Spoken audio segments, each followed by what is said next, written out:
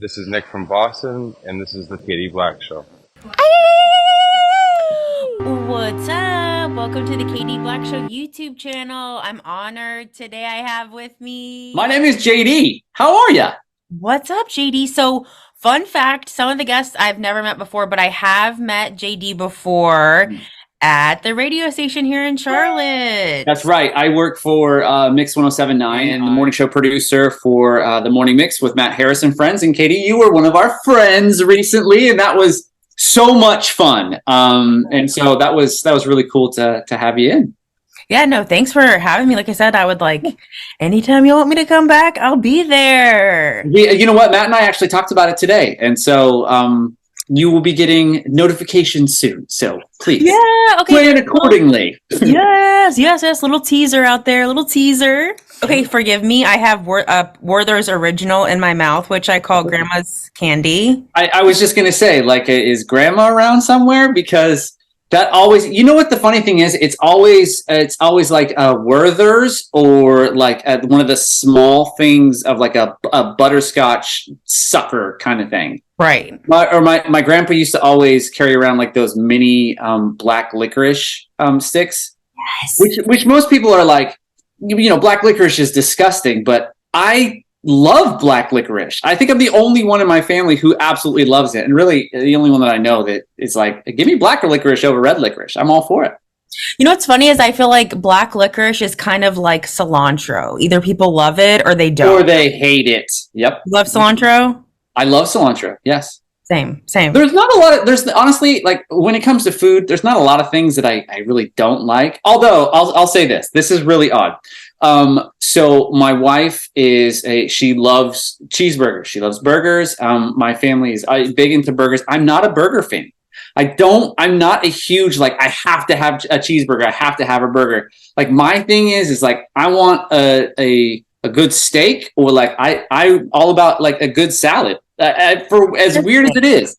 That's not weird. Well, I guess I just assume too that if someone's not into burgers, I just assume maybe they're not a red meat person, but that doesn't really sound like that's the case with you.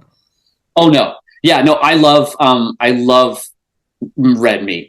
Any kind of meat, anything you can put on a Traeger, let's do it. I'm all for it. You're down. First off, I always ask people, where were you born / where did you grow up? Right. So I was born in Boise, Idaho. If you don't know what Boise, Idaho is, YouTube it and look up Boise State, because it's the big stadium with the blue field, the blue football field. So I was born and raised there. I spent 21 years trying to get out of Idaho, and so once I finally did, I went to college at the University of Idaho. Strictly because my parents and my dad played football at Boise State. And so I was I got to go 6 hours north. It's the furthest I can get from town without actually having to leave the state. And so I did that. And then I came back down to Boise after I graduated, after I spent some time up at U of I. And I was in a fraternity up in Moscow, and I was really good at that. I was there for 5 years, which most people are like, really? What'd you study? And I was communications. But I like to say that my first year was kind of I'm going to test this out a little bit. I'm going to see how this goes.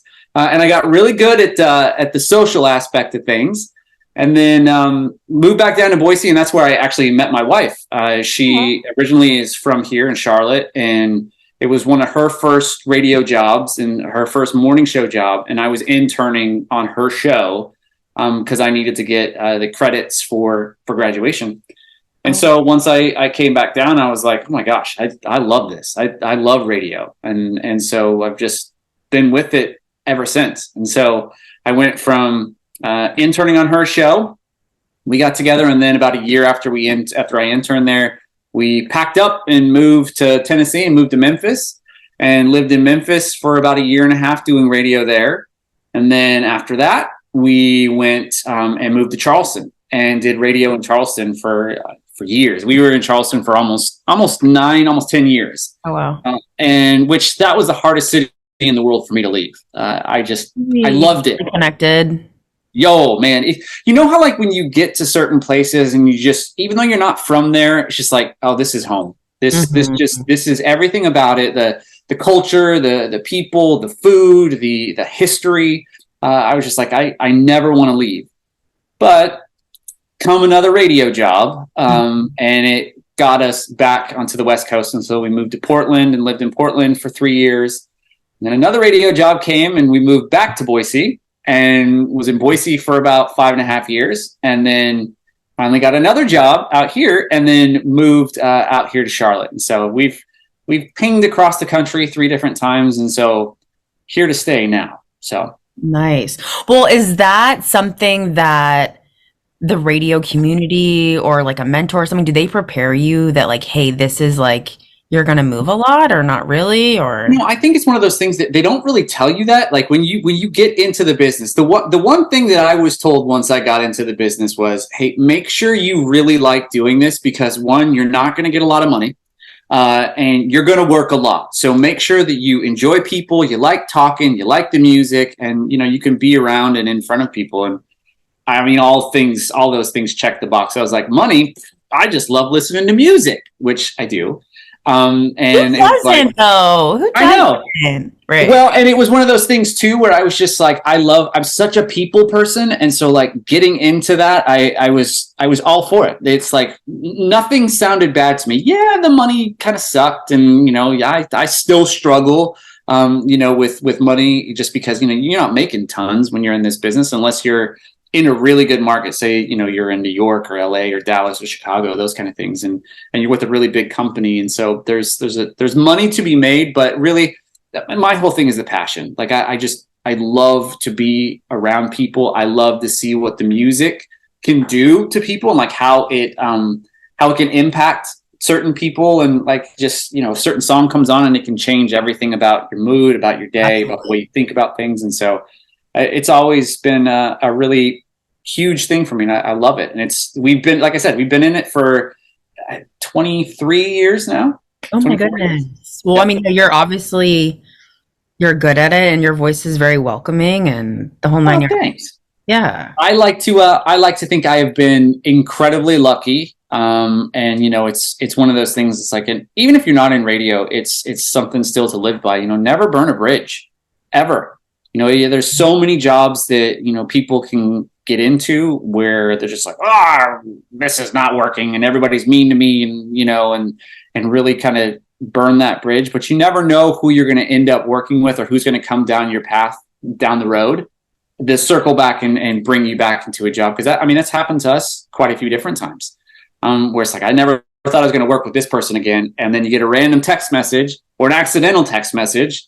And they're like, oh, hey, good to see you. Yeah, let's talk. And then, conversation like this happens. And it's like, well, what would you think about moving to, Charleston? Yeah. And so, but yeah, it's a fun business to be in. There's a lot of cool things that happen with it. But I'm more about seeing the impact that it has on people and the way that, that music can move people and really do some cool things. Yep. Oh my gosh. Real quick, I saw this thing where they were talking about like dogs and how like when they smell like their owner's like smell or whatever, that it like releases this like reward brain. And they compared like humans' brains, and they said that that's the same thing that happens in a human brain when they like remember a memory or hear a very song that's like really important to them or what have you. Oh, huge. Oh, absolutely. Like I worked for a good amount of time for a Christian station, a Christian network of stations that has, stations all across the country. We had like 200 something stations. And that was always the really cool thing, because like before I got into that format, which was so different than the format that I work in now, and even before, but to see really the way that the lyrics of a song and the artists, how they can connect to listeners and truly bring about a massive impact on their life, and to see how that changes was just shocking and like eye-opening. And it was like, this is so rad how this song that this person wrote that was going through such a horrible part in their time or in their life or whatever can connect with somebody that you'll never know, that you'll never meet, but your lyrics and your voice is transforming something in their life. And it was so cool. And I love that. Aww. No, it's so true. It's so true. I could go all day on music. Obviously I go back and forth in interviews, but before I circle back around to Charlotte, I asked people, who did you like love growing up, like as far as an artist or a band or? Oh gosh. So my taste in music, and Matt was actually making fun of me this morning on the air about this. It's so eclectic and so different that like I love. There's a lot of country music that I like that I never thought that I would get into. I was just like, I'm not gonna like that at all. But like there are some artists like Darius Rucker, just one because he's from Charleston, and so there's just a connection there, and so I love that. And then Luke Bryan, just because I had an old boss who used to tell me that I looked a lot like Luke Bryan when I was a little bit bigger, and so he's like, "Oh, you should call me Luke," and I'm like, "What are you talking about?" That's a compliment, though. Yeah, I was like, "Okay, I'll take it." But then, like, I loved. It sounds so weird. I love Public Enemy and like Chuck D and Flavor Flav and like old school hip hop. Like, I was all about all that kind of stuff, and so. But then again, like my base of music is I'm a pop guy. Like I love pop music. Like my band was NSYNC, and between the NSYNC and Backstreet Boys, it was NSYNC and Justin all the way. And I bring on Britney. Like I love Britney and like the whole deal. Like I was all in it. Same. Yeah. So real quick, as far as like, I'm assuming I'm a big person about generational stuff. Mm-hmm. So I'm a millennial. And like I said, I've talked about this multiple times, but millennials are babies born between 1981 and 96. Okay. That is me. And that's you. Yep. So any thoughts on our generation or stereotypes you've heard or anything? What's so funny is that we're getting into that age of life where, I just turned 42 in June. And it's like, I always told myself I wasn't going to be the old man and be like, oh, these kids and like, and I was never going to be the grumpy because I'm not a grumpy guy. Mm-hmm. But there's so many times that we'll talk about something on the air or, some study will come up about, acronyms for certain words, like something being suspect, and people, oh, that's so sus. And it's like, why don't you just say the word? Just say the word. Yeah. And when people shorten the stuff down, like I have a 19-year-old as well. So I have two kids. I have a 19-year-old and an 8-year-old. And my 19-year-old, he lives back west, and he was going to school, and he's kind of making his way that way. And then my 8-year-old, who's here with us, watches a bunch of YouTube, and he hears people talk like that as well. So like he's always cutting off words, and I'm like, no, Cooper, say the full word. Just say the full word. Right. And like I said, I never thought I was going to be that old man that was like, I don't understand your generation. I don't understand what you kids are doing. And so that to me is kind of like, okay. And then when you roll out of bed and you pop and you creak, and like the whole thing is like, and I run a lot. And so it's going to happen anyways. But like, even this morning I get up, and I usually get up at about 4 because I'm at work at 4:30. And I used to run before I went into work. Now it's just like with the family here, I can't do that. But, I'm always so worried about being quiet. And like, I didn't want to be that old man that was just like, everybody be quiet. It's too loud. Right. Turn it down. So.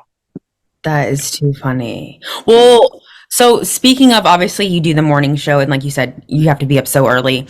What is it like? And I'm sure some days are different, but what is it like to kind of have your day sounds like it wraps by noon? Is that usually what my schedule is Monday through Friday. I'm up by about 4, and then I make sure I leave my house by 4:16, and so that way it gives me enough time to get to work so I can get there before 4:30. Once I get there, I do all my prep for the show. I get all that done, and then the show, and then some prep afterwards. But then to leave the station and be home by 11:30 or noon every single day is pretty crazy. Like most people would be like, I would die for that, and it's really great. And, I've done mornings, and my wife and I both have done mornings for so many years that if you're not a morning person, you kind of evolve into a morning person. Mm-hmm. But I've always been a morning person. So I've never had an issue with getting up early. My problem is that I like to stay up late too.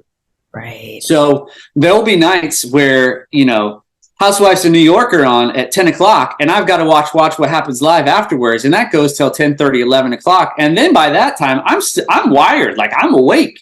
And so I got to find a way to go to sleep so I can get up at 4 o'clock in the morning. And so That honestly, that's really the biggest struggle. Other than like in the middle of the day, sometimes like 3:00, it'll hit you, and it'll be like, "Ooh, I gotta take a nap. I gotta take a nap for a minute." And there have been those days where it's just like, I'll take a nap at 3:00, and oh shoot, you wake up and it's 7, and it's like, oh, that's kind of harder to go back to sleep at night. Yeah, we make it work. You gotta love what you do, and that I absolutely do. And so it's fun, man. I really enjoy it. I think that's awesome, because I feel like sometimes people don't really like, I mean, obviously nowadays everyone is doing so many different things of work, but I feel like, I would prefer to get my morning going as opposed to like, I don't know. I'm obviously listen, as long as I can get into work, get my stuff going, and there's coffee, I'm golden. Good. I'm good. Yes.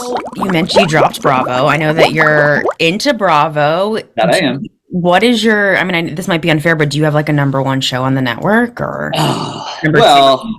It's hard because there are so many great ones, especially right now. I mean, I love Southern Charm, obviously, because it's close and has that kind of kinship here with Charlotte and Charleston. And so I love that. And then, it's hard to choose between the Housewives franchises. And so I don't know, like I like the fact that they did a reboot of New York. I didn't think at first that I was going to really like it, but I actually really like the ladies there. Atlanta, I'm still trying to get into it. I'm still kind of like, you don't fight all the time. And while I appreciate that, while I like that, they fight all the time.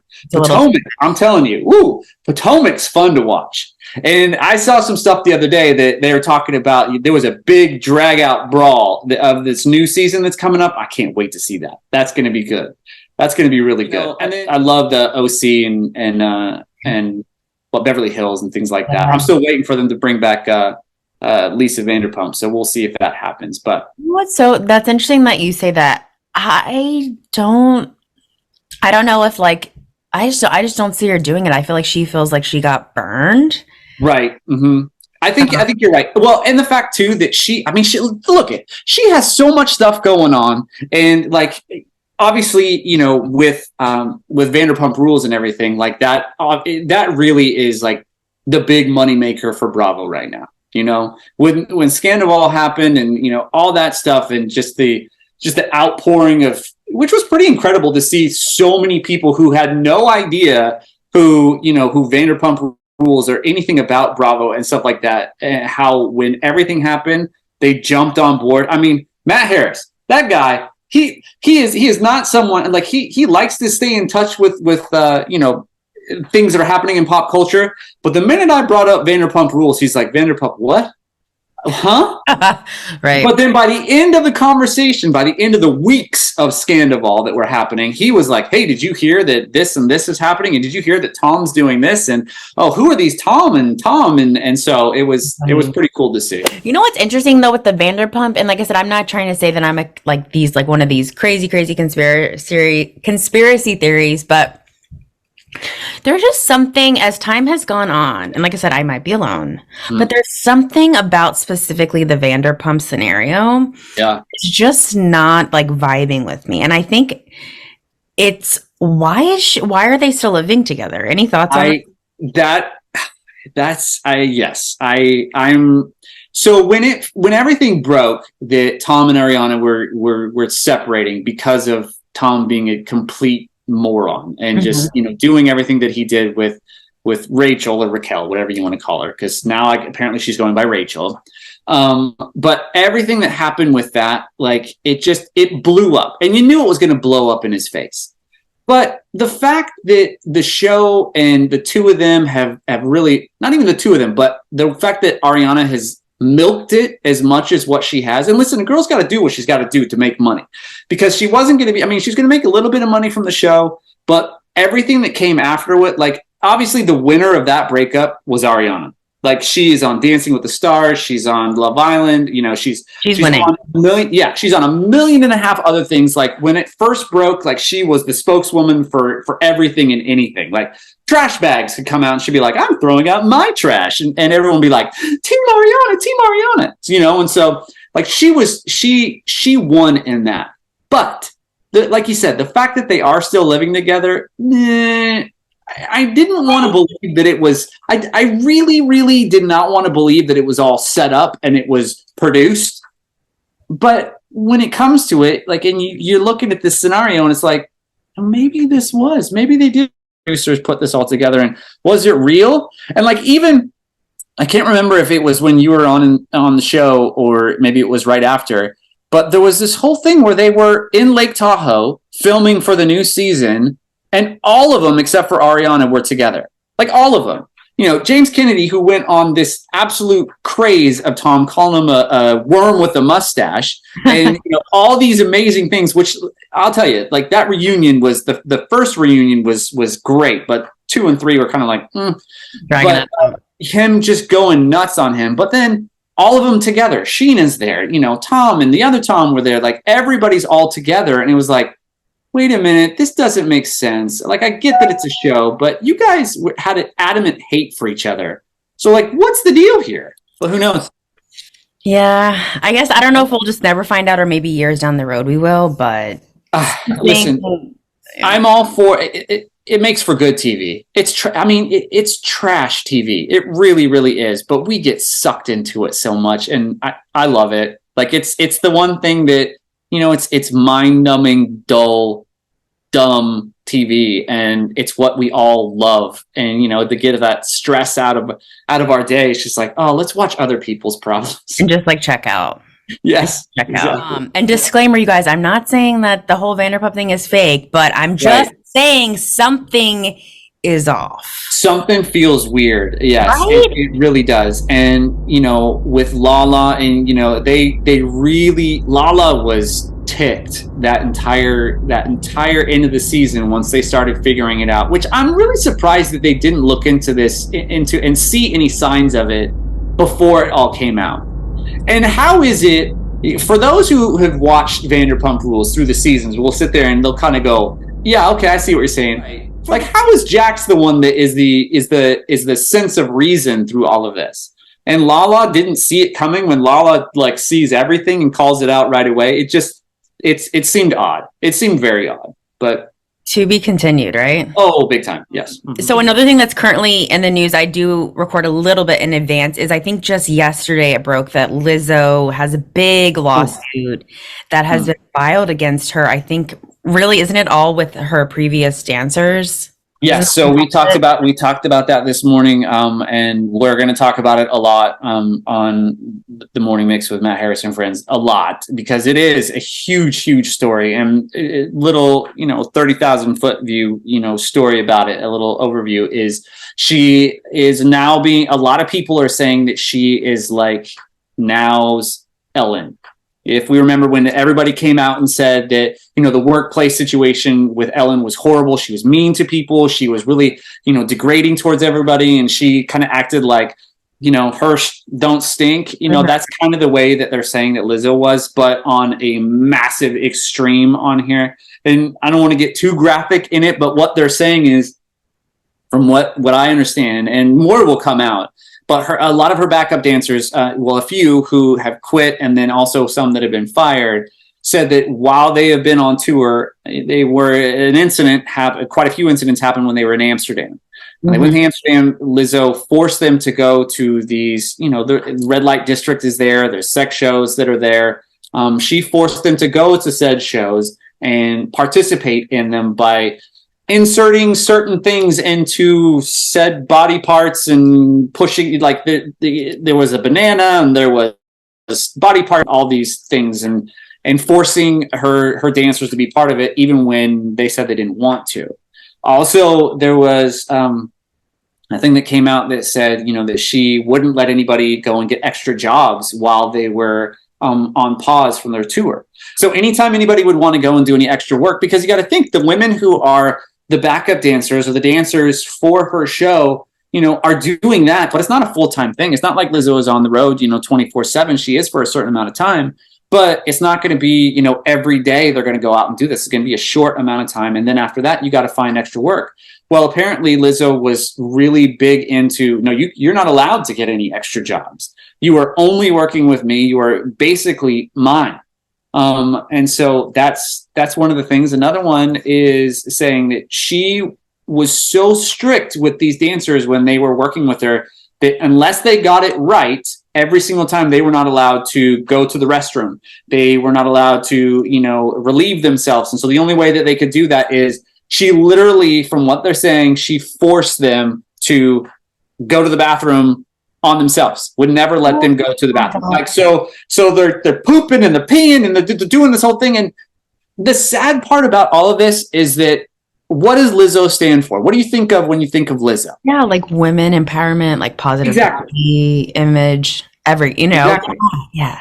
Nothing about what is being said about her right now seems to make sense, but there's people who corroborate it and say that this is exactly what is happening. And so it's kind of sad. And so, like, there's part of me that's like, I really hope that this isn't true, but there's too many people coming out and saying that this might be true. So I see. Yeah. I mean, like I said, I didn't know the ins and outs of it, but I did see like kind of quickly, and I didn't have time to watch all of it. But like, someone on TikTok was like, this is like 42 pages. This is a lot. This is a lot. It's not one person. It's not, and I think if it was just one person coming out and saying, okay, Lizzo is this, and it's like, oh, okay, sure. Okay.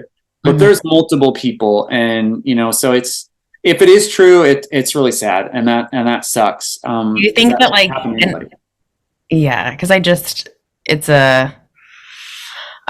know if it's a hit in the stomach. Do you feel like, and I have so many conversations about people being canceled, because I really don't believe people should be canceled. Yeah, but do you think that this might happen to her? Or? Well, and it's funny that you use those words, because like even this morning when I woke up and the first thing I did was look at my Instagram, that was the first thing that it says. It said Lizzo is canceled.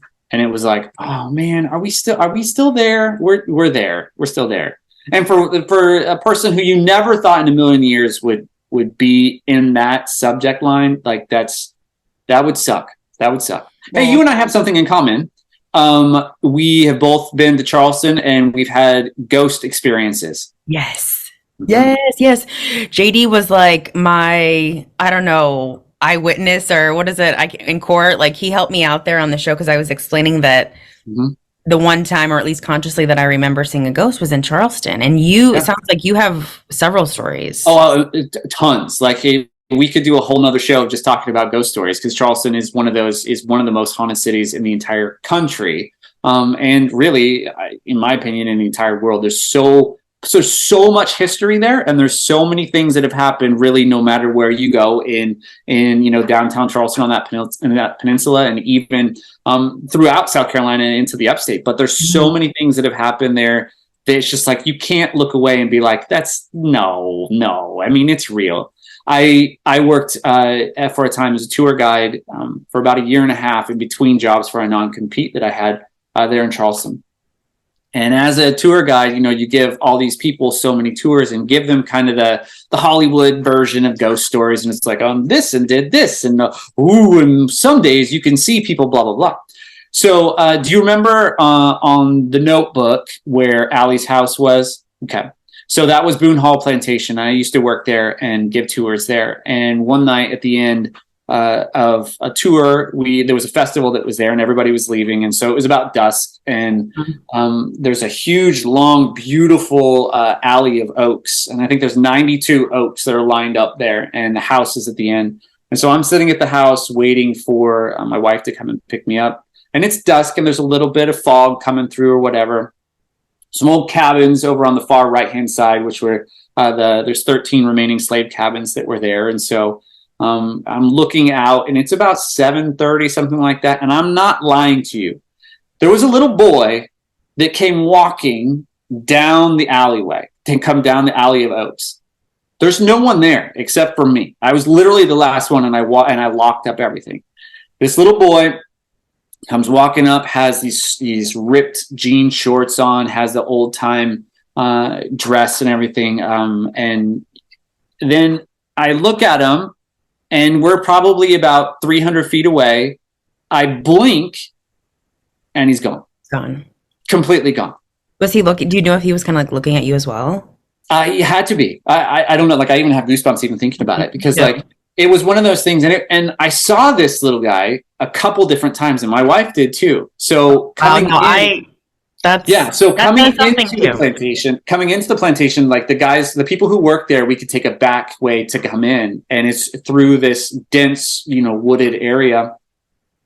And as we're going through, my wife and I, she goes, "What? Did you see that little boy over there?"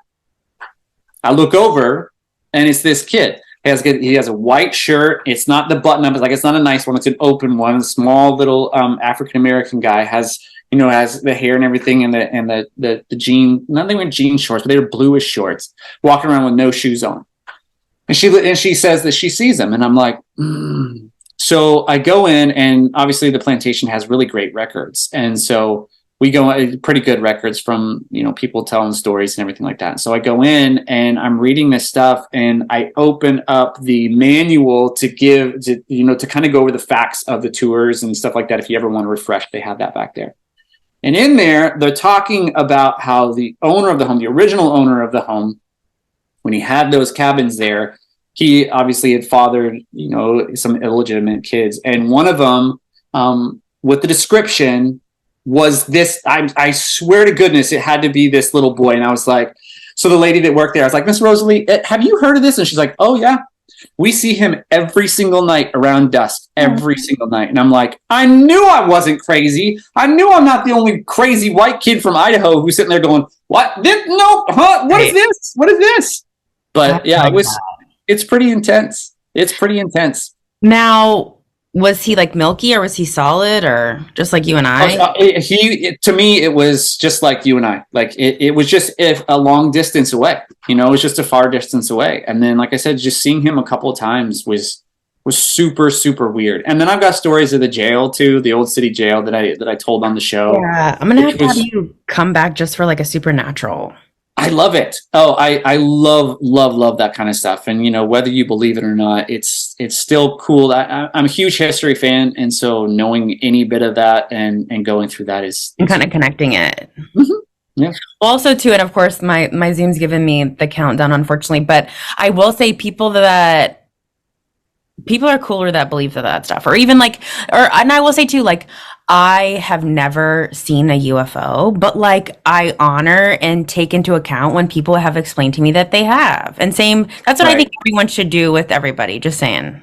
Mm-hmm. No, I totally agree. Well, and now you can't ignore the fact. I mean, the government has now come out, and whistleblowers have said, "Listen, aliens are real." And you know what's so funny about that? Everyone's like, "Aliens are real." They go before Congress and have this whole huge thing. Nobody's talking about it. That's that's literally what someone told me earlier this week, and yeah, I guess that's right. It's like, okay, just because we've known the whole time, or just we're so bombarded by different channels of information of different things. But before Mr. or Mrs. Zoom kick me off, I always say give the guest the ability. Do you want to give a shout out to your social media or where people can find you in the morning? Absolutely, yeah. Listen, you can listen to us anytime. It's the Morning Mix with Matt Harris and Friends. That's on Mix 107.9 here in Charlotte. It's 107.9 FM. You can stream us, mix1079.com. You can follow me on my social. On Instagram is JD on Mix 107.9. And so, yeah, I'm always down for a connection and talking about ghosts or just talking about music or whatever. Just get me there. I'm there. Cool beans. Well, like I said, it's got me 2 minutes, so I'm literally gonna roll until it gets, yes. But I know you've gotten this before. Any relation to Tom Hanks? Yes, actually. Oddly enough, and we've gone through it. I at first, I thought there's no way, but honestly, it's through Abraham Lincoln's wife was Nancy Hanks. Tom is related to Nancy, and I am related to Nancy. Well, I'm not sure if I'm through marriage and he's bloodline, but we're in some way related. So, you know what's always so funny about that too is that anytime that my wife or I ever give our last name and we spell it, and of course, the first thing that everybody says, "Oh, like Tom, right?" Yeah, exactly, like Tom. Yeah, and then you know what's really funny too is if you can play with them too, and you're like, "Oh yeah, that's an uncle, like a distant uncle," and they're like, "No kidding, are you serious?" Yeah, that's exactly right. I love it. Me too. He's one of my favorite actors anyway, so hey, I'll take it. It all checks out. Oh my Yep. goodness. Okay, like I said, I'm gonna go till it cuts off, but Okay. what do you think of, which is like a minute, Mhm. but what do you think of like the growth of Charlotte and Charlotte in general? So I've only been here for about 2.5 years, but from what I've heard, from what my wife has said, this place is completely different than what it looked like, 25, 30 years ago. The area that we live in, she's like, this all used to be open fields. And so like, I just don't even understand like the fact that you can go down Concord Parkway or like there's certain things that are just, nothing looks the way that it used to. I've always been a huge city fan. Like I love going to a big city. And so I think our uptown and our skyline is beautiful. What up?